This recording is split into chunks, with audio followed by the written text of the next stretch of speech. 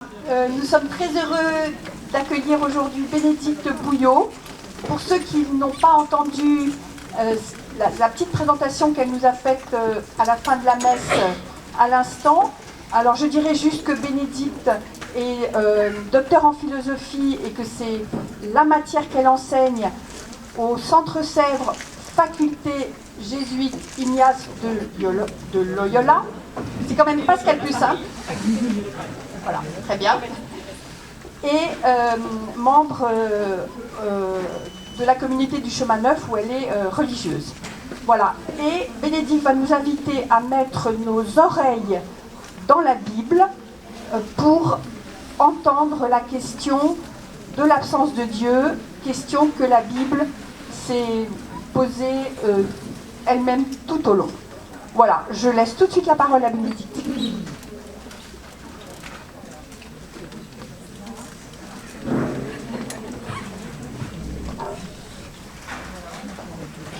Bien, merci pour votre invitation. Et vous m'entendez? Ça va? Il faut que je garde bien. Voilà, vous me faites des grands signes hein, si ça ne va pas. Bien. Là, est-ce que là vous m'entendez mieux? Bon, tout va bien. Voilà, donc merci pour cette invitation et voilà, bonjour à vous. Donc voilà, pour aller entrer en matière, hein, sans tout de suite là dans le prolongement de cette Eucharistie qu'on vient de célébrer ensemble. Voilà, dans le psaume 41, hein, le psalmiste se lamente, hein, je n'ai d'autre pain que mes larmes, le jour, la nuit, moi qui chaque jour entends dire, où est-il ton Dieu? Où est-il ton Dieu? Quel croyant hein, ne s'est jamais entendu adresser cette question? Quel croyant ne s'est jamais lui-même posé cette question hein, face à des situations difficiles, voire dramatiques, hein, le concernant lui personnellement ou non? Mais voilà, aussi dans des moments de découragement, de sécheresse dans la prière, des moments où Dieu paraît absent, silencieux, et un sentiment qui est d'autant plus troublant, désespérant même, quand on a la foi, qu'il semble venir contredire justement notre foi en un Dieu bon, un Dieu proche, hein, un Dieu qui se révèle, un Dieu qui parle, hein, et comme toute la Bible semble l'attester, hein, un Dieu qui dit à Moïse « J'ai vu la misère de mon peuple, hein, oui, je connais ses souffrances, je suis descendu pour le délivrer hein, » dans l'Exode, un Dieu qui se nomme Emmanuel, Dieu avec nous, et qui promet d'être avec nous jusqu'à la fin des temps. Donc que dire de ce sentiment de l'absence de Dieu, hein, que dire dans un profond respect de chacune de ces expériences, toujours singulières, que dire sans trahir le mystère, hein, et est-ce qu'il faut même risquer une parole hein, sur ce sujet redoutable voilà, du sentiment de l'absence de Dieu? Qu'est-ce qui nous autorise à voilà, en parler? Et ce que je voudrais essayer de vous dire à travers ces quelques mots aujourd'hui, c'est qu'en fait c'est la Bible elle-même qui nous encourage à risquer cette parole, qui nous incite même à le faire, hein, puisque la Bible elle-même ne cesse tout du long hein, de s'affronter à cette question de l'absence et du silence de Dieu. Et surtout, et c'est ça qui est intéressant, elle nous enseigne une manière d'aborder cette question. Autrement que simplement par des explications théoriques, hein, qui sont certainement nécessaires et légitimes. Hein, et voilà, je fais de la philosophie, je suis bien placée pour le savoir. Il ne s'agit pas de discréditer ces approches, mais voilà, on sait bien que ces approches sont toujours insuffisantes. Et la Bible, elle aborde cette question de l'absence de Dieu en racontant des histoires. Et en relisant ces situations où Dieu paraissait absent, hein, absents de nos vies, elle les relie à la lumière des événements fondateurs de la foi, notamment de la Pâque, la sortie d'Égypte, et puis voilà, pour nous, chrétiens, la mort et la résurrection du Christ. Donc une relecture à la lumière de ces événements sur lesquels repose toute notre foi. Et cette relecture, elle vient changer le regard sur les événements, mais aussi sur Dieu lui-même. Elle est un chemin, cette relecture, un chemin incessant de conversion, voilà, qui permet de discerner la présence de Dieu là où on ne la voyait pas, qui permet de retrouver le lien avec celui qui semblait absent ou silencieux. Et en ce sens, et sans mauvais jeu de mots,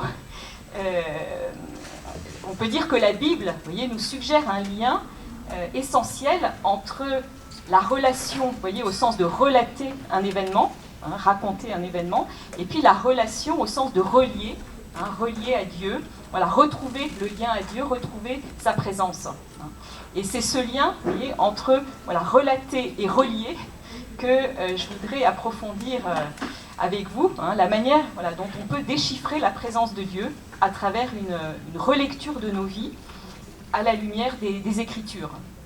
Et pour ça, donc, je vous propose le petit parcours suivant, en 4 étapes, de rappeler d'abord rapidement comment la Bible elle-même s'est constituée dans ce mouvement incessant de relecture.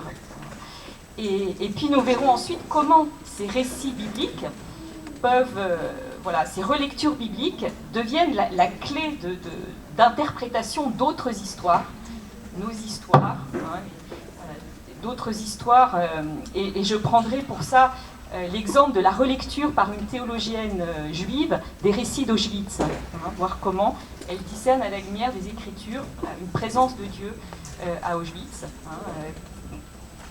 Et puis on pourra regarder comment Jésus lui-même se confronte à cette question de l'absence de Dieu à la croix, en invoquant un psaume, le psaume 22, qui est voilà, mon Dieu, pourquoi m'as-tu abandonné? Et on verra que ce psaume est lui-même une relecture en fait, de l'histoire d'Israël, une relecture de la propre vie personnelle du psalmiste.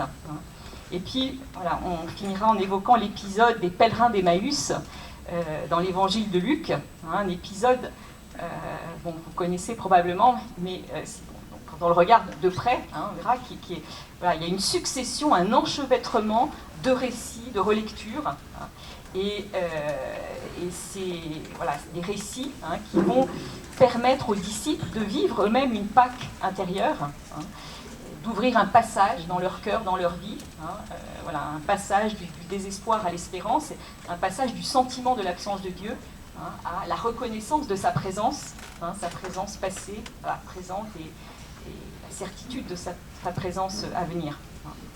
Donc, première étape, comment la Bible aborde ce sujet de l'absence de Dieu. Voilà, qu'est-ce que la Bible nous enseigne à ce sujet? Alors, il y a une phrase de Jacob qui a été rappelée pendant l'homélie tout à l'heure, une phrase de Jacob, le patriarche, qui est caractéristique, on peut dire, de l'expérience de Dieu que nous raconte la Bible. Dieu était là et je ne le savais pas. Au chapitre 28 de la Genèse. Dieu était là et je ne le savais pas. Alors, Jacob,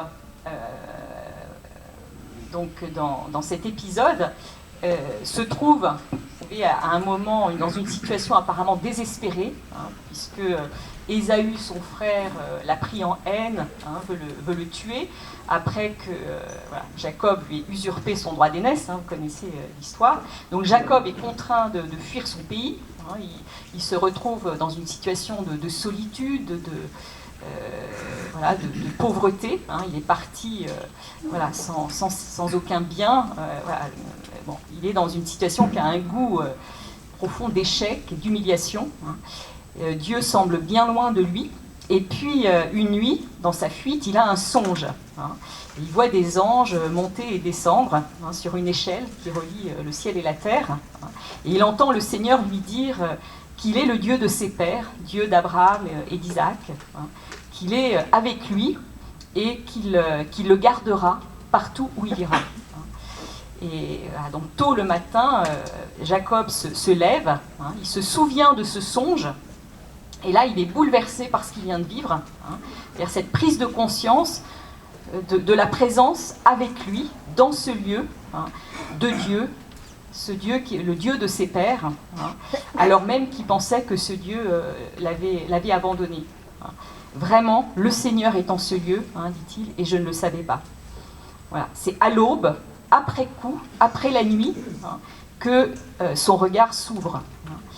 Et comme un peu plus tard, hein, dans un autre épisode où il est encore en chemin, hein, Dieu l'a appelé à retourner au pays de ses pères, mais pour ça, il faut traverser un torrent, le Yabok, et donc il doit vivre une traversée, une Pâque, hein, qui préfigure la grande Pâque, qui est la libération des Hébreux, hein, d'Égypte. Et là, Jacob est seul, hein, il lutte toute la nuit avec un inconnu, hein, un combat rude, puisque sa hanche va être démise, hein, et qui sera boiteux, hein, suite à cette lutte. Mais à l'aube, Jacob reconnaît Dieu. Et il appelle le lieu Pénuel, hein, ce qui signifie visage, hein, face de Dieu. J'ai vu Dieu face à face, dit-il, hein, et j'ai eu la vie sauve. Hein, donc on retrouve voilà, une nuit, hein, une Pâque, une relecture, hein, et un passage du sentiment de l'absence, hein, à la prise de conscience d'une présence de Dieu, hein, une présence de Dieu qui redonne la vie, hein, qui libère, voilà, qui réouvre un avenir qui paraissait fermé. Hein. C'est après coup que cette présence de Dieu qui était là, hein, voilà, apparaît pleinement. Et donc j'évoque, hein, ces épisodes de l'histoire de Jacob parce qu'on peut les voir comme représentatifs, hein, si on veut, de ce qu'est la Bible dans son ensemble. Dans la mesure où toute la Bible témoigne de cette expérience faite par un peuple, hein, de la présence de Dieu au cœur de son histoire, mais le fait de comprendre sa propre histoire comme étant révélation de Dieu, hein, comme étant la révélation de qui est Dieu, ben ça ne s'est pas fait d'un seul coup, ça s'est fait peu à peu, hein, parfois longtemps après, et à travers une relecture, vous voyez, sans cesse reprise, des événements qui ont fondé la foi de ce peuple, hein, c'est-à-dire l'histoire d'Abraham et des patriarches, hein, et puis surtout la libération de la servitude en Égypte, hein, l'alliance au Sinaï, hein, suite à cette libération avec le don des tables de la loi, et puis le renouvellement de l'alliance après l'épisode du veau d'or qu'on a entendu, hein, tout à l'heure. Voilà, Dieu qui se révèle miséricordieux, hein, qui pardonne au peuple d'être tombé dans l'idolâtrie, hein, de lui avoir été infidèle en préférant d'autres dieux. Et donc la mémoire, hein, de ces événements, elle s'est transmise de génération en génération, hein, comme le dit le psaume 77, hein, nous avons entendu et nous savons ce que nos pères ont raconté, nous le redirons à l'âge qui vient, sans rien cacher à nos descendants, les titres de gloire du Seigneur, sa puissance, les merveilles qu'il a faites. Hein, donc voilà, relecture et transmission, hein, de cette mémoire. Ces événements ont été lus et relus à la faveur des événements qui ont marqué, hein, l'histoire des hommes et des femmes de la Bible. Hein. Et donc cette mémoire qui s'est enrichie, hein, qui s'est consolidée à travers les âges, mais c'est ça qui a façonné progressivement les récits bibliques, hein, que l'on connaît. C'est de cette manière, hein, que, voilà, à partir de cette mémoire, de cette tradition, d'abord orale, hein, c'est de cette manière que la Bible s'est écrite sur près de 10 siècles, hein, comme une longue relecture de cette histoire à travers laquelle le visage de Dieu se révélait, hein, progressivement, voilà, à un peuple. Hein. Et chacun des livres de la Bible, dans leurs différents genres littéraires, hein, des livres législatifs, il y a des livres prophétiques, il y a des livres historiques, hein, il y a des livres poétiques, il y a des livres sapientiaux, hein, voilà, une grande diversité, mais chacun à leur manière, ces livres relisent, hein, cette expérience, hein, et voilà, pour y déchiffrer, hein, la présence de Dieu. Et cette relecture, elle s'effectue souvent à des moments particulièrement difficiles, dramatiques même, de l'histoire du peuple juif. La Torah, le Pentateuque, les 5 premiers livres de la Bible, qui sont le cœur de la Bible hébraïque, le cœur du cœur, eh bien, la Torah, elle est écrite au moment de l'exil, c'est-à-dire après la destruction du temple, un de ces moments où la foi est très profondément en crise, où Dieu semble avoir abandonné son peuple. Qu'est-ce qui se passe? Or, c'est dans ces moments-là, vous voyez, plus que jamais, qu'il faut relire l'histoire. En revenant justement aux événements fondateurs sur lesquels la foi justement s'est bâtie, la libération d'Égypte, l'alliance sur le mont Sinaï. Il faut relire pour comprendre en quoi ces événements ne sont pas simplement des événements du passé, mais des événements toujours actuels. Les relire pour comprendre que le Dieu de la traversée de la mer Rouge, le Dieu du Sinaï, ce n'est pas un Dieu du passé, ce n'est pas le Dieu d'un moment comme les idoles, les dieux des païens, mais qu'il est bien le Dieu éternel, le Dieu de toute l'histoire, le Dieu d'hier, d'aujourd'hui et de demain, le même, hier, aujourd'hui et demain. Dans un ouvrage qui porte justement sur cette question de la présence de Dieu dans l'histoire, un penseur juif qui s'appelle Emil Fackenheim, il souligne justement le fait que les événements de l'histoire, et l'histoire en général, contestent en permanence apparemment ces expériences, voyez, qui ont fondé la foi d'Israël. Et pourtant, comme il le souligne, la Bible montre une obstination à maintenir la foi dans ce Dieu qui s'est révélé aux patriarches, dans ce Dieu qui s'est révélé comme créateur et sauveur, qui a libéré son peuple de la servitude, ce Dieu qui s'engage dans l'histoire, qui sauve dans l'histoire, et pas d'une manière détachée de ce monde. Et donc, bien sûr, toute la Bible, et on l'a entendu tout à l'heure, est traversée par des tentations de croire en d'autres dieux, de se réfugier dans des images de Dieu qui rassurent apparemment, mais en réalité qui enferment. Donc ce combat contre la tentation de l'idolâtrie, il est très présent. Il en est question dans beaucoup de livres bibliques. Dans le Pentateuque, la sagesse, chez les prophètes, constamment, parce que cette tentation de l'idolâtrie, elle est récurrente. Elle est enracinée dans le cœur de l'homme, comme le rappelle le prophète Ézéchiel. Il dit c'est dans le cœur de l'homme que se fabriquent les idoles. Donc la présence de Dieu dans la Bible, elle se découvre, elle se déchiffre au cœur d'une histoire qui est complexe, qui est pleine de vicissitudes, d'échecs, de tentations, de croire à d'autres dieux. Et nos vies, aujourd'hui, elles s'inscrivent dans le prolongement de ce que la Bible nous raconte. Et la Bible nous guide pour comprendre notre propre expérience de Dieu. C'est pour ça que la Bible est pour nous un livre précieux. La Bible est comme un étalon, vous voulez, auquel on peut confronter nos propres expériences, nos propres questions, pour les éclairer. Et c'est pour ça qu'elle est une parole vivante pour nous aujourd'hui, et pas un vieux livre poussiéreux qui raconterait simplement des histoires lointaines. La Bible est révélation, parce qu'elle révèle nos vies. Au sens, vous voyez, comme le révélateur photographique, autrefois, qui dévoilait l'image invisible, qui la faisait apparaître dans la chambre noire du photographe. La Bible, quand on la lit, quand on la fréquente, quand on la prie, eh bien, elle vient nous révéler le visage de Dieu en nous aidant à déchiffrer sa présence dans nos propres histoires. Et c'est ça qui maintient la foi vivante, c'est ça qui renouvelle la foi, qui l'enrichit au fil de temps, l'enrichit de l'épaisseur de toutes les histoires, de toutes nos histoires qu'elle vient éclairer.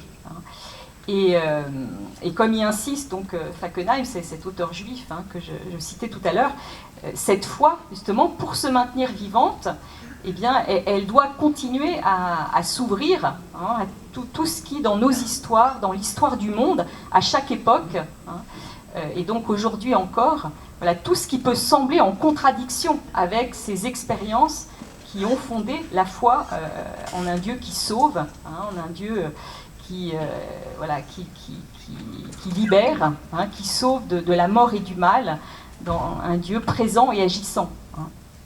Et donc je voudrais m'arrêter justement sur une de ces relectures, qui concerne, comme je vous disais tout à l'heure, Auschwitz.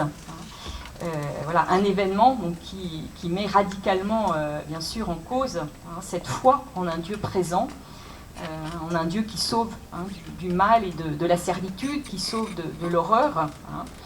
Et Auschwitz qui renvoie bien sûr voilà, à toutes les horreurs innommables que des hommes et des femmes peuvent subir à travers voilà, toutes les formes que peut prendre le mal. Et comme le dit le philosophe Paul Ricoeur, c'est chaque fois pire. Voilà, pour dire qu'il ne s'agit pas de comparer, de quantifier voilà, le mal, l'horreur. C'est chaque fois pire pour ceux qui subissent le mal, quelles qu'en soient les raisons, quels qu'en soient les lieux et les époques. Et donc je voudrais évoquer la lecture que Mélissa Raphaël, qui est une théologienne juive contemporaine, propose de récits d'Auschwitz, à travers lesquels elle déchiffre ce qu'elle appelle elle-même une présence de Dieu, en se référant à ce visage de Dieu que la Bible fait apparaître, la Shérina, un mot voilà, qui désigne en hébreu la présence de Dieu, le fait que Dieu habite le monde, habite voilà, au milieu de son peuple. La Shérina, c'est cette figure d'un Dieu de compassion qui accompagne son peuple jusque dans l'exil. Ce Dieu dont parlent les psaumes, les prophètes, le Deutéronome aussi. Donc est-ce que ce Dieu ne laisserait pas entrevoir sa proximité à travers voilà, ces nombreux récits d'Auschwitz auxquels elle s'intéresse, mettent en avant, même sans forcément parler explicitement de Dieu, bien sûr. Mais voilà, donc c'est la question qu'elle pose. Et donc dans sa réflexion, bon, pour des raisons sur lesquelles je ne m'attarde pas ici, ce n'est pas ce qui nous importe, mais elle s'appuie surtout sur des récits féminins, des récits donc écrits par des femmes juives ou non, pratiquantes ou non, mais aussi des chrétiennes, des agnostiques, des athées, enfin voilà. Une très grande diversité d'auteurs et de récits, mais entre lesquels on peut mettre en évidence des convergences profondes, et notamment sur deux points sur lesquels voilà, cet auteur s'arrête particulièrement. Et d'abord, l'importance que ces récits accordent à tout ce qui concerne la lutte contre la saleté. La saleté qui était omniprésente dans les camps, la saleté des vêtements, de la nourriture, des corps, bien sûr. Voilà, et chercher à prendre soin des corps, chercher le sien ou celui des autres, chercher à maintenir une forme de propreté, voilà, comme on pouvait, voilà, avec les moyens du bord. Bon, c'était d'abord, bien sûr, une expression de la vie, du désir de vivre, de se maintenir en vie. Charlotte Delbo, c'est peut-être une résistance française, le décrit très bien dans son récit d'Auschwitz. Elle évoque ce moment, par exemple, où elle arrive, elle se lave dans un ruisseau glacial, pour la première fois après 67 jours à Auschwitz, et où elle décrit très bien la manière dont voilà, elle se sent revivre à ce moment-là. Mais se laver, prendre soin des corps, c'était aussi, pour ces femmes, lutter, puisque cette saleté permanente, voilà, elle était délibérément voulue, entretenue par le système concentrationnaire, elle faisait partie intégrante du processus de déshumanisation qui était mis en œuvre. Et donc pour ces femmes, la lutte contre la saleté, c'était une manière de défier Auschwitz, Rester propre, c'était rester humain. Hein. Même s'il fallait mourir, voilà, ce serait en tant qu'être humain. Hein. Donc je m'accrocherai à ma dignité, raconte Pelagia Lewinska, hein, une survivante polonaise d'Auschwitz, dans un récit qui s'intitule 20 mois à Auschwitz, hein, dans la traduction française. Donc je m'accrocherai à ma dignité, je n'allais pas devenir la brute méprisable et dégoûtante que mon ennemi voulait que je sois. Malgré la boue, malgré ce puant déluge, des êtres humains se sont maintenus intacts et propres, et pas seulement des individus, mais des groupes entiers qui avaient su résister à cette vague de saleté, et ce n'était pas facile. Et puis, donc, lutte hein, contre cette saleté et soin des corps. Bon, j'ai malheureusement pas le temps de prendre beaucoup d'exemples, mais beaucoup de choses très, très belles qui sont décrites dans ces récits. La deuxième chose sur laquelle insiste Mélissa Raphaël, c'est l'importance que ces récits accordent au maintien des relations dans les camps. Hein. Alors que, là encore, le système concentrationnaire nazi cherchait à empêcher hein, toute expression de solidarité entre les détenus. Hein. Mais voilà, il fallait, hein, ces femmes, rester reliées à tout prix, hein, coûte que coûte, quitte à mettre sa vie en danger. Hein. Voilà, et tous ces récits font ressortir cette détermination hein, des femmes, l'ingéniosité aussi qu'elles déployaient hein, pour se soutenir mutuellement, déjouer la surveillance constante à laquelle voilà, elles étaient soumises. Hein. Donc on pourrait citer beaucoup de témoignages en ce sens. Hein, je cite encore Charlotte Delbo qui dit « Toutes celles qui reviennent peuvent dire qu'elles sont revenues grâce aux autres, parce qu'on peut dire que nous nous sommes aidés d'une façon extraordinaire. Hein. Toute cette espèce de vigilance, dit-elle, que chacune a exercée sur celles qui l'entouraient, hein, et en prenant souvent des risques pour ça. Hein. Alors elle parle de ces femmes qui soutenaient ou qui portaient celles qui n'arrivaient plus à marcher. Hein.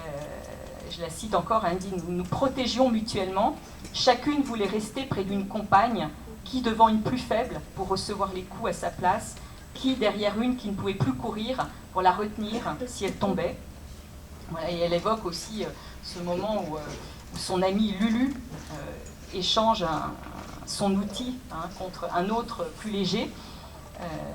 Voilà, il lui caresse la main pour la réconforter, hein, et puis la cache derrière elle pour qu'elle puisse pleurer hein, son épuisement. Une autre survivante d'Auschwitz, Juliana Tedeschi, hein, témoigne, elle, de la manière dont les femmes qui devaient traîner des chariots d'excréments hein, dans le froid, la neige, ils se liaient épaule contre épaule, poitrine contre poitrine, hein, ce qui permettait à certaines qui étaient trop faibles pour tirer les chariots de faire semblant. Hein. Voilà. Et Pelagia Lewinska, que je citais tout à l'heure, hein, témoigne, elle, elle disait « Notre force était celle de l'amitié et de la solidarité qui nous liaient. C'était une aide mutuelle et fraternelle qui nous rapprochait et qui remplaçait la rivalité bestiale. Nous ne pouvions pas laisser se dénouer les liens qui nous unissaient. » Voilà. Et ces liens qu'elles constituaient entre elles, ces groupes d'entraide, qui ont pris des formes voilà, différentes, hein, mais souvent ont pris souvent la forme de famille. Hein. Les femmes se désignaient des mères, des sœurs, des filles de substitution. Elles s'adoptaient mutuellement hein, et elles se promettaient de ne pas se lâcher. Hein. Voilà, et beaucoup d'études et de témoignages hein, ont montré qu'il ne s'agissait pas d'un phénomène isolé. Hein. Une femme médecin juive, hein, Lucie Adelsberger, raconte hein, qu'à Auschwitz, chez les femmes, chacune avait sa famille. Hein. Voilà, et je la cite dans un livre voilà, qui s'intitule « Une pédiatre à Auschwitz » et qui vient d'ailleurs, voilà, qui vient juste de paraître en français. Donc je la cite, hein, elle dit « La formation de ces familles était motivée par une authentique solidarité entre des personnes qui avaient uni leur horrible destin et se sentaient responsables les unes des autres, et à qui l'amitié et l'amour de leurs camarades ont rendu la mort plus douce. » Et donc la théologienne juive Mélissa Raphaël propose une lecture de ces récits qui cherchent à y déchiffrer la présence de Dieu, en référence, je le disais, à la figure de la Shérina, telle qu'elle est évoquée dans Isaïe, par exemple, comme un enfant que sa mère console. Ainsi, je vous consolerai, dit le Seigneur, ou dans Osée, c'est moi, dit Dieu, qui lui apprenais à marcher en le soutenant dans mes bras. Il n'a pas compris que je venais à son secours. Voilà, on pourrait citer beaucoup d'autres passages bibliques, mais donc sa lecture cherche à penser une présence de Dieu à Auschwitz d'une manière qui, bien sûr, n'implique aucune complicité de Dieu avec le mal, qui prétend pas non plus résoudre les nombreuses difficultés soulevées par la question du mal à Auschwitz ou ailleurs, ni bien sûr discréditer les lectures qui ont insisté sur le silence de Dieu à Auschwitz, mais voilà, sa méditation s'inscrit dans cette tradition de relecture des événements à la lumière de l'expérience de Dieu, de la révélation de Dieu qu'offre la Bible. Et elle voit donc dans ces attitudes que j'ai mentionnées, le souci de prendre soin des corps, et puis le souci de rester relié, elle voit des manières d'inviter Dieu, vous voyez, dans un lieu qui cherchait radicalement à l'exclure. Et voilà, des gestes dans lesquels elle voit des actes de sanctification, comme elle dit, puisque sanctifier le monde, du côté de l'homme, c'est le rendre tel que Dieu puisse l'habiter, c'est tel que son image soit rendue visible, donc écarter tout ce qui dissimule cette image de Dieu, tout ce qui est déshumanisant, et bien sûr la boue, la saleté, les plaies qui recouvraient les corps, qui venaient dissimuler l'aspect humain de ces corps, de la même manière que les numéros remplaçaient les noms, effaçaient l'identité personnelle. Donc la saleté, la défiguration était utilisée dans le système concentrationnaire comme un moyen d'isoler les détenus les uns des autres, d'empêcher la reconnaissance, d'empêcher le contact, d'empêcher la relation. Et donc dans ce contexte de déshumanisation organisée, eh bien, toute forme de soin apporté au corps, le sien ou celui d'autrui, c'était une manière de rendre à nouveau visible, même de manière, un bref instant, l'humanité des corps. Se laver, retirer la saleté, qui dissimulait l'humanité des corps, caresser la joue d'une compagne de malheur, essuyer une larme, dire un mot de réconfort. Autant de gestes, vous voyez, qui ont valeur de sanctification, en venant justement signifier la dignité de l'autre ou la sienne. Donc une rescapée d'Auschwitz, hongroise, je crois, Olga Langiel, raconte que tous ces témoignages d'humanité, c'est ce qui l'a empêché de désespérer. Si même dans la jungle de Birkenau, tous n'étaient pas nécessairement inhumains envers leurs semblables, alors il y a de l'espoir. Et c'est cet espoir qui me maintient vivante. Voilà, donc bien sûr, ces gestes d'humanité étaient très souvent totalement inefficaces d'un point de vue pratique, quand les femmes se lavaient avec du café ou de l'eau d'égout. Ces gestes ne transformaient pas la situation matérielle, ils n'empêchaient pas la souffrance, ils n'empêchaient pas la mort, quand les femmes ne pouvaient pas offrir d'eau, ni de nourriture, ni de médicaments, ni de quoi réchauffer celles qui grelottaient, mais offrir simplement une présence attentive, une présence compatissante, comme l'évoque Etty Lessoum. Je lis un extrait de son journal. Chaque fois qu'une femme ou un enfant affamé éclatait en sanglots devant l'un de nos bureaux d'enregistrement, je m'approchais et je me tenais là, protectrice, les bras croisés, souriante, et je restais là. J'offrais ma présence. Que pouvait-on faire d'autre ? Parfois, je m'asseyais à côté de quelqu'un, je passais un bras autour de son épaule, je ne parlais pas beaucoup, je regardais les visages, rien ne m'était étranger, aucune manifestation de souffrance humaine. Voilà, et donc, Mélissa Raphael voit dans ses attitudes, un témoignage de la présence compatissante de Dieu, selon voilà, les indications du Talmud lui-même, qui invite pas simplement à la charité, mais voilà, à parler avec tendresse à ceux envers qui on exerce cette charité. Dieu qui est rendu proche et par la qualité de présence à l'autre, par la compassion. Et donc tout acte voilà, d'humanité qui témoigne au cœur de l'horreur, quelle que soit cette horreur, Auschwitz ou ailleurs, mais voilà, d'une manière d'être dans le monde qui est radicalement différente de celle que Auschwitz cherchait à imposer, peut être accueillie comme un signe de salut. Levinska dit que cette aide mutuelle était le seul salut en présence de la mort qui guettait à chaque pas. Je me souviens de cas, dit-elle, qui fournissaient la preuve d'un esprit de sacrifice dans les rapports mutuels, allant jusqu'à l'oubli de soi-même. Nous nous sauvions la vie l'une à l'autre.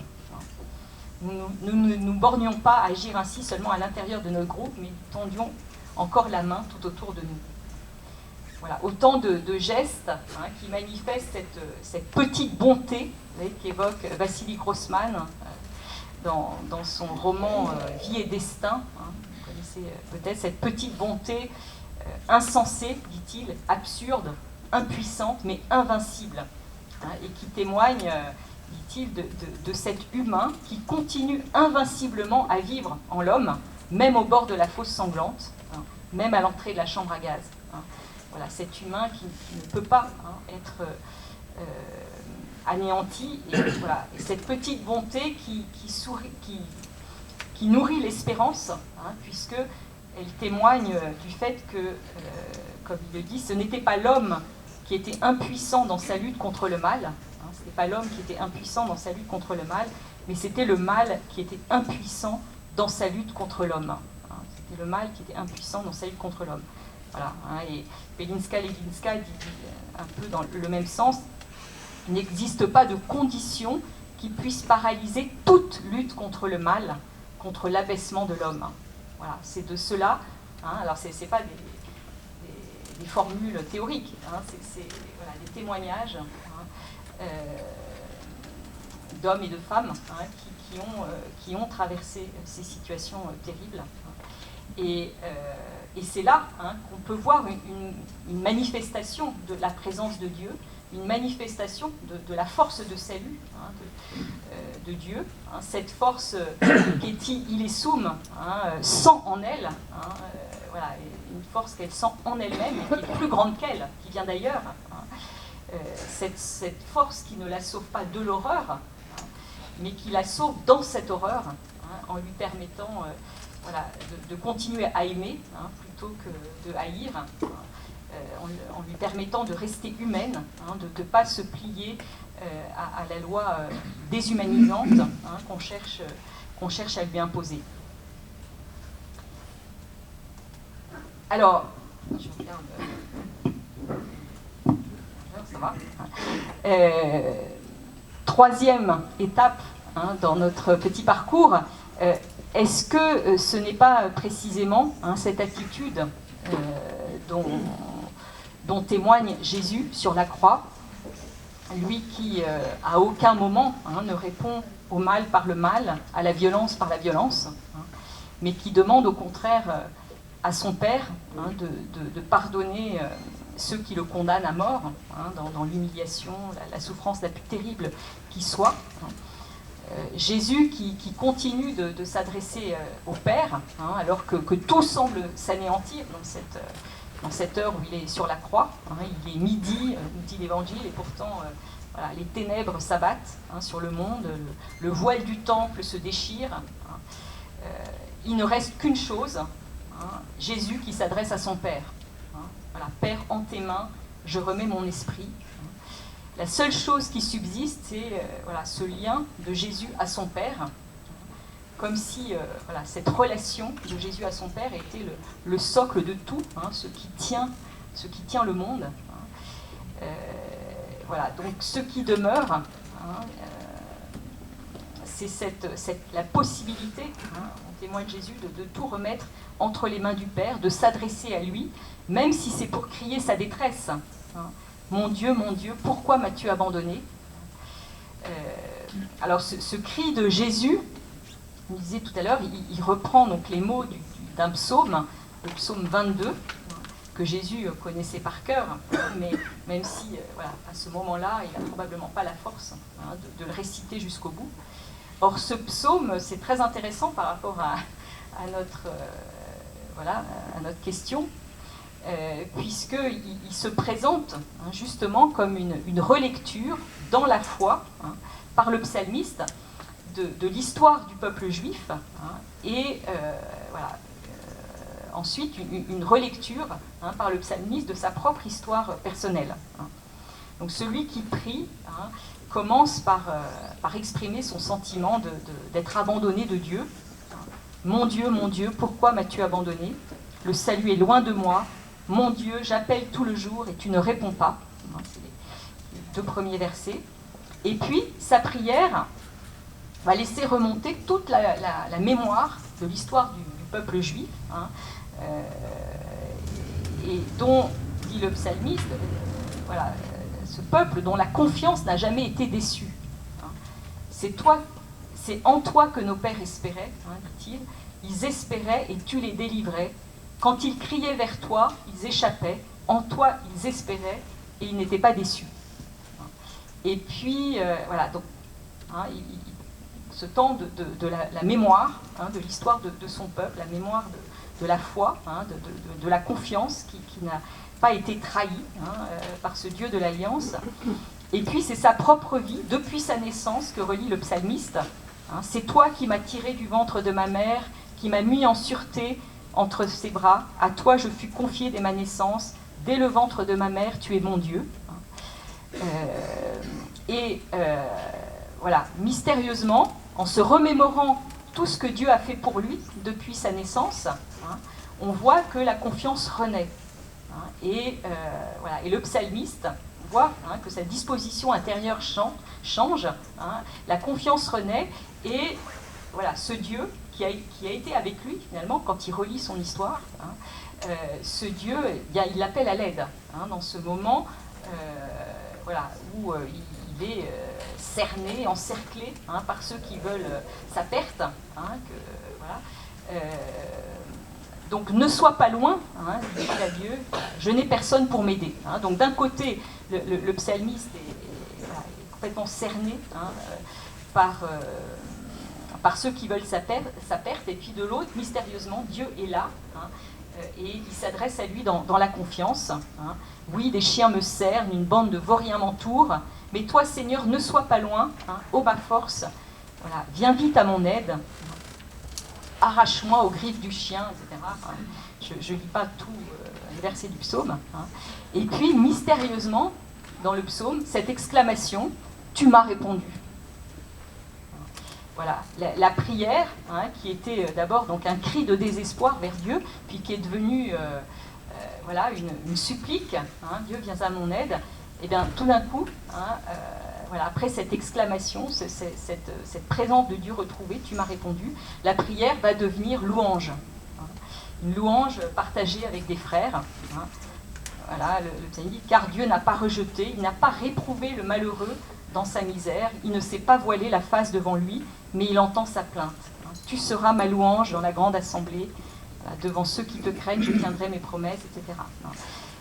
Donc au cœur de sa détresse, de son expérience d'abandon de Dieu, de cette angoisse, de solitude et d'abandon, eh bien on voit que c'est la mémoire de la confiance, donc de la confiance des pères, la relecture de sa propre histoire, qui permettent au psalmiste progressivement de retrouver la paix, la confiance, la joie même, il est question de joie à la fin du psaume, la vie, et bien sûr pour Jésus, c'est la résurrection qui sera la réponse du Père à cet abandon confiant de lui-même entre ses mains. Alors, pour terminé, tout va bien. Voilà, dernière petite étape de notre parcours. Donc je voudrais regarder comment l'Évangile, justement, nous parle de la présence et de l'absence du Christ ressuscité.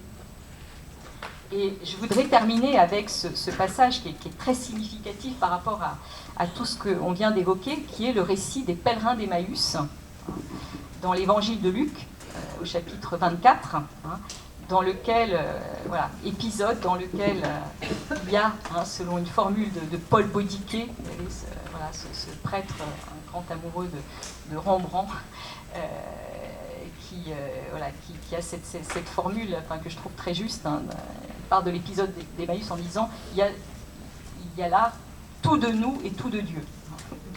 Une espèce de concentré, vous voyez,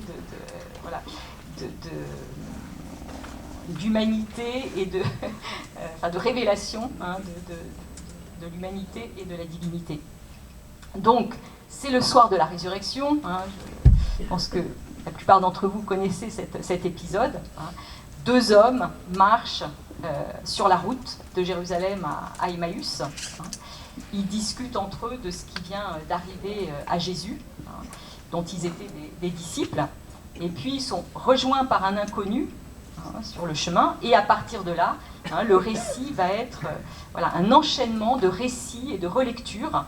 Il y a au moins 5 récits qui se succèdent, se superposent dans ce passage. D'abord, on a le récit que les disciples font tous les deux entre eux, des événements qui viennent de se produire. Et puis Jésus, qui ne reconnaissent pas, les rejoint. Et là, Jésus leur demande de leur rapporter l'objet de leur échange. Donc, ils vont raconter à Jésus l'histoire de Jésus sans savoir que c'est à Jésus qu'il s'adresse. Et puis, Jésus, qui n'ont toujours pas reconnu, après les avoir écoutés, va faire à son tour le récit des mêmes événements qui le concernent, mais cette fois en référence aux Écritures, donc le même récit, un récit qui porte sur les mêmes événements, mais qui va être relu autrement, éclairé par les Écritures.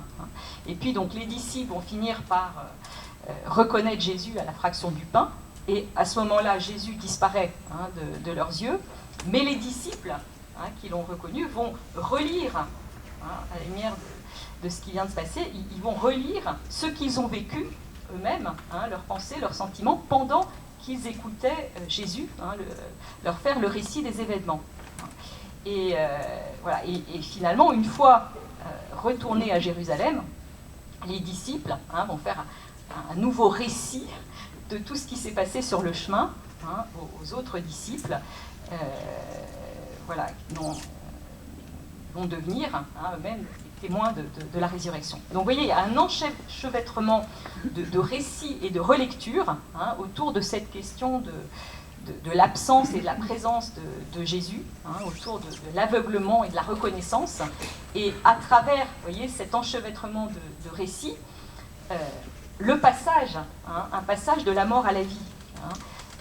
C'est-à-dire qu'à travers ces récits de relecture qui touchent à la mort et à la vie du Christ, on voit les disciples, vous voyez, faire eux-mêmes un chemin qui les conduit d'une certaine mort à la vie, du sentiment de l'absence de Dieu à la reconnaissance de sa présence.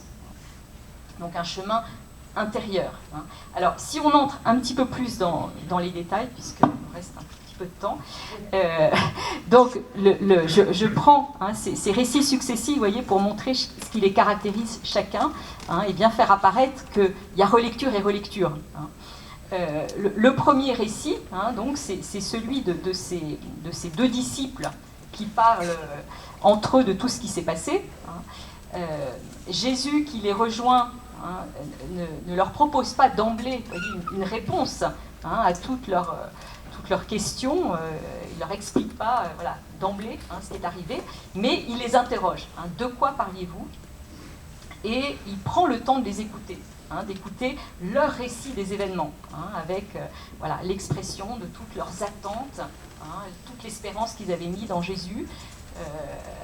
voilà, dont ils attendaient, en qui ils avaient reconnu le Messie, hein, dont ils attendaient la libération d'Israël, hein, et puis toute cette attente déçue, hein, Jésus livré, condamné, crucifié, hein, l'espérance ruinée. Hein. Alors il y a bien ce témoignage des femmes, ils disent, qui ont trouvé le tombeau vide, hein, et puis qui ont entendu un ange leur dire qu'il était vivant. Hein. Il y a bien ces quelques disciples qui ont été au tombeau, et puis qui n'ont trouvé ni mort ni vivant, hein. Mais voilà, tous ces éléments n'ont aucun sens pour les disciples. Vous voyez, hein, tout ça ne parle pas, hein, et toute leur attente est enfermée dans une vision de Jésus telle qu'ils l'ont imaginé, hein, et ils restent aveugles à sa présence, vous voyez, telle qu'elle s'offre à eux en ce moment. Hein. De la même manière que leur attente par rapport à cette libération, hein, que devait apporter le Messie, vous voyez, elle est complètement enfermée dans une certaine vision, hein, une libération de nature politique, hein, on le comprend après dans les Actes des Apôtres, etc., qui fait que ils ne peuvent pas, hein, comprendre ce qui s'est passé. Hein. Donc voilà, ces deux hommes qui sont dans le trouble, la confusion, le non-sens, hein, plongés dans un désarroi profond, un abîme de questions, hein, et on les imagine bien, voilà, dans cette espèce de ils ne peuvent pas penser à autre chose, hein, dans cette espèce de rumination intérieure, hein, sans issue.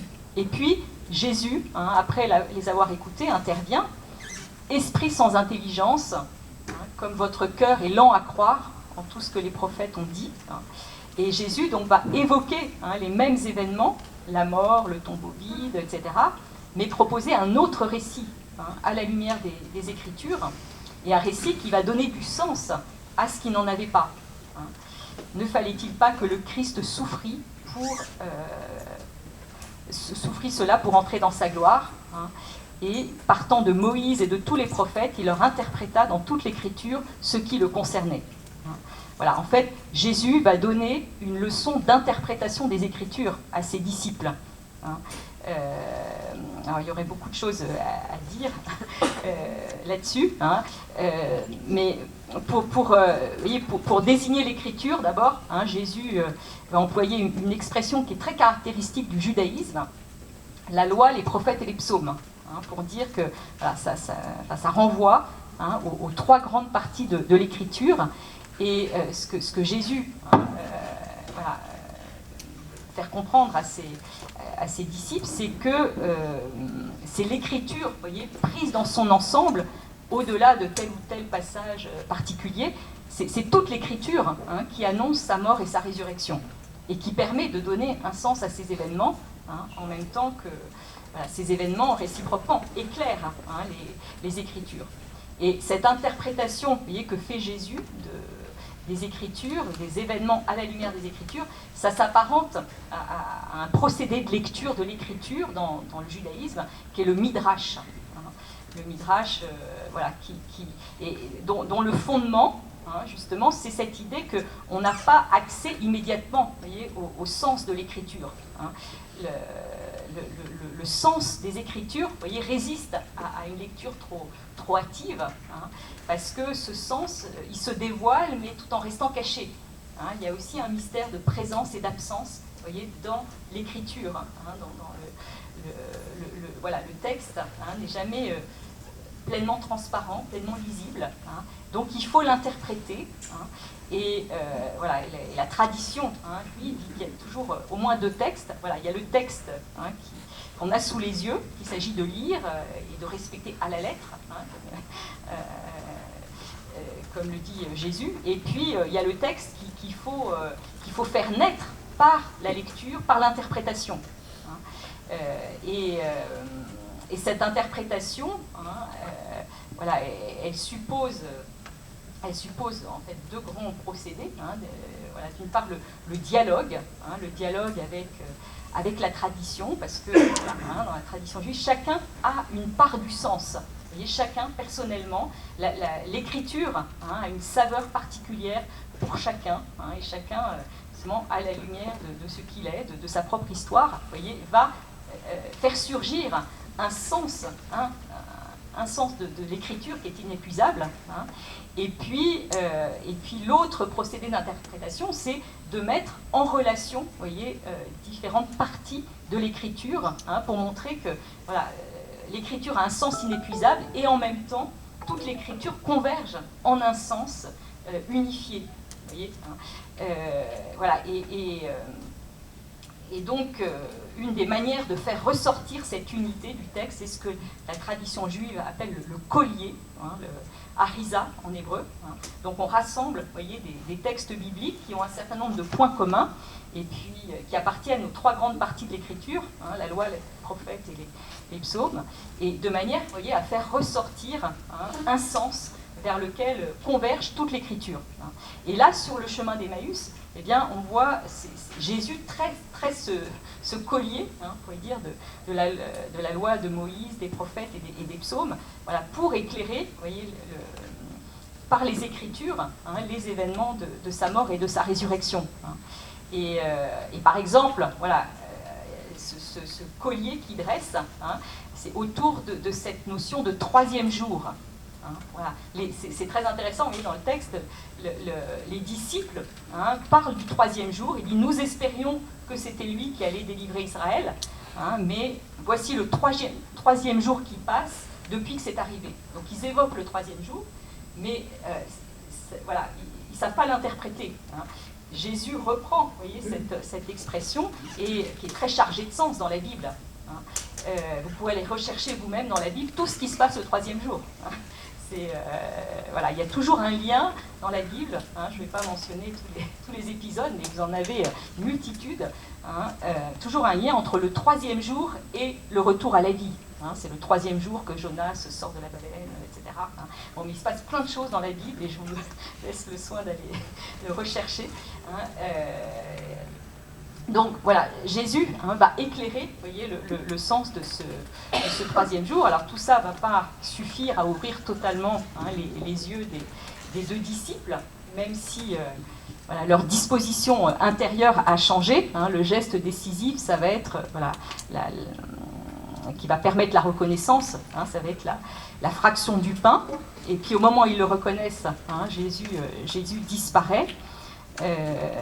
Sur la route, il était avec eux, hein, mais il ne le savait pas. Maintenant qu'il est reconnu, hein, il est plus visible, mais voilà, il est présent, hein, dans le pain béni et partagé, hein, qui sont signes justement de l'offrande de sa vie, hein, de sa mort et de sa résurrection pour eux, pour nous. Et donc dès qu'ils le reconnaissent, hein, tout change. Hein, voilà, ils peuvent relire autrement et tout ce qui s'est passé, tout s'éclaire, hein, d'une manière nouvelle. Ils vont relire les événements d'abord, hein, cet homme qui les accompagnait, oui, c'était Jésus qui était avec nous, hein, et puis relire aussi leurs propres pensées, hein, leurs propres sentiments quand ils cheminaient avec eux, hein, et notre cœur, disent-ils, n'était-il pas tout brûlant, hein, au-dedans de nous quand il nous parlait en chemin. Alors là aussi, hein, on pourrait dresser un collier autour de cette expression, hein, du cœur brûlant, parce que ça renvoie à beaucoup voilà, d'épisodes bibliques, hein, où la parole de Dieu est associée à un feu qui éclaire, un feu qui purifie, un feu qui réchauffe. Hein, voilà, c'est cette parole, hein, qui est présence de Dieu, très bien représentée d'ailleurs dans votre chapelle, avec cet ambon qui porte la parole, qui est un feu vivant. Hein. Donc bien sûr, hein, ce cœur brûlant, ça, faut aussi le mettre en lien avec la Pentecôte. Hein.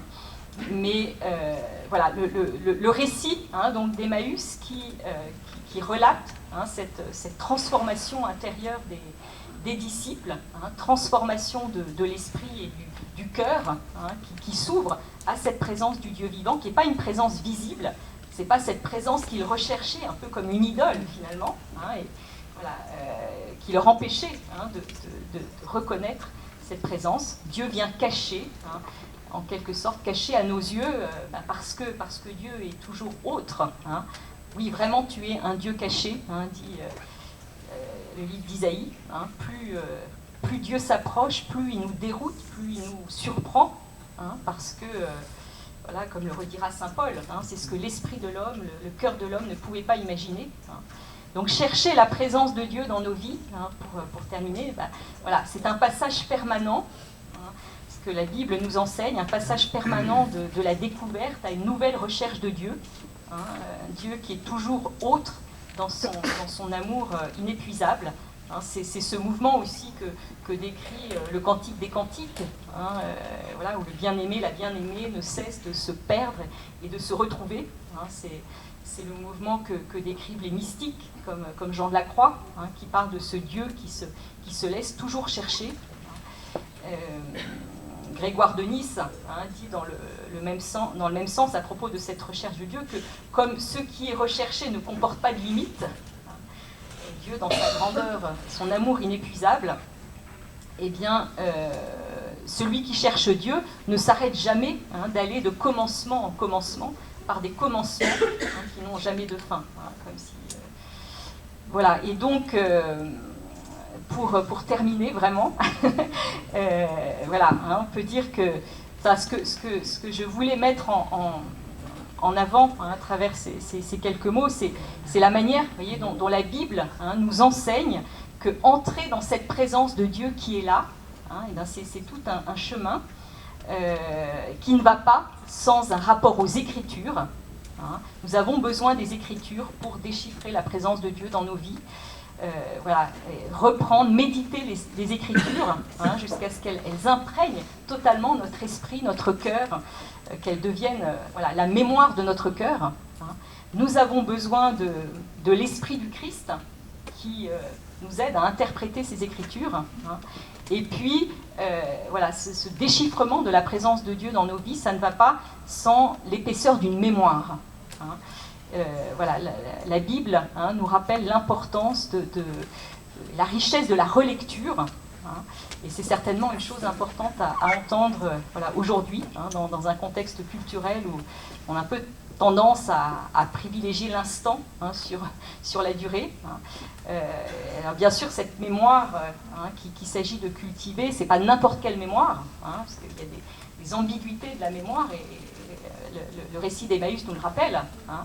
Il y a une manière de relire qui nous enferme en nous-mêmes, hein, ou qui nous enferme dans un passé idéalisé, qui nous empêche d'accueillir le présent. Hein. Il y a, voilà, la relecture, c'est pas non plus un processus d'introspection, hein, mais voilà, il s'agit de relire nos vies, hein, dans un regard de foi, hein, et la foi dans un Dieu dont l'amour ne cesse de nous chercher, hein, de nous rejoindre, et qui peut nous rejoindre en toute situation. Hein. Dieu, ce Dieu qui est descendu aux enfers, hein, peut nous rejoindre dans les situations, hein, les plus tragiques et les plus dramatiques. Hein. Et, voilà, et cette mémoire, au lieu d'être le lieu de nos angoisses, de nos peurs, de nos déceptions, comme elle peut être, hein, peut devenir au contraire, hein, une source d'espérance et de joie quand elle est éclairée par les Écritures et par l'Esprit Saint. Hein.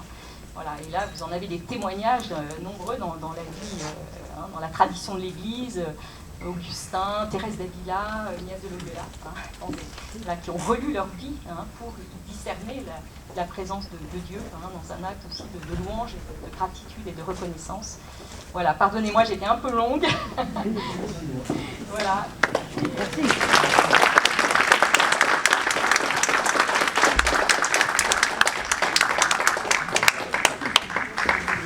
Aussi longue que passionnante. Alors, il reste 1 minute pour les questions. Non, 30 secondes pour les questions. Ou les réactions. Ou les réactions. Alors, en fait, comme il est 2 heures, on va... voilà, Nathalie, pardon, madame. Moi, j'ai été confrontée à du catéchuménat. Et j'avais en face de moi quelqu'un qui ne connaissait rien. Je ne savais pas s'il fallait commencer par l'évangile et aller chercher les textes, ou commencer par l'Ancien Testament pour en dire. Voilà, vous avez répondu à ma question, et je prendrai un jour un catéchumène qui démarre. Oui. Voilà, moi j'ai juste merci ma sœur. Donc en situation de crise, on est invité à relire l'histoire, à en faire le récit, à la relire, et bien sûr à considérer la Bible comme un étalon. J'ai bien retenu ça. Et puis j'ai aussi cherché la présence de Dieu, au sens où en prenant l'exemple d'Auschwitz, moi j'ai retenu que c'est inviter Dieu là où il était exclu, et là où est l'humain, en fait, l'illustration que j'ai cru comprendre que vous voulez nous dire, c'est que là où est l'humain, Dieu est. Là où on est humain, Dieu est. Merci. C'est bon? Voilà, alors un grand merci. La semaine prochaine, ça a sonné, vous avez entendu comme moi. Donc la sono s'arrête. Et vous avez une deuxième question, madame? Allez. À propos de l'attitude de Netanyahou, Ah là là. Mais vous posez des vraies questions, Elisabeth, sur la situation du mystère d'Israël, qui est à la fois Dieu ne reprend pas sa parole, et que même voilà, toute la question de l'État d'Israël, qui est à la fois une promesse que Dieu a faite à son peuple de lui donner une terre, et une autre chose qui est la politique de ceux qui gouvernent ce territoire. La semaine prochaine sera la dernière conférence de Carême. Voilà, le conférencier est celui qui tient le micro là pour le moment. Et mon propos sera de nous introduire dans la Semaine Sainte, d'essayer à la fois de relire les conférences qui nous ont conduits jusqu'à maintenant, et puis d'entrer dans la Semaine Sainte. Dieu demeure présent auprès de son peuple. Déjà, la sœur Bouillot Bénédicte a su nous y introduire. Merci à tous pour votre présence. Merci de nous avoir suivis une nouvelle fois en numérique. N'oubliez pas de liker et de diffuser cette vidéo et toutes les autres. Vous n'oublierez pas, en partant aussi, de plier les chaises pour nous aider à ranger. Et je vous rappelle que la maison ne vit pas que d'amour et d'eau fraîche, mais aussi de vos dons. Voilà, et si vous avez la chance de payer des impôts, ils peuvent être défiscalisés. Voilà, un grand merci à tous. À la semaine prochaine.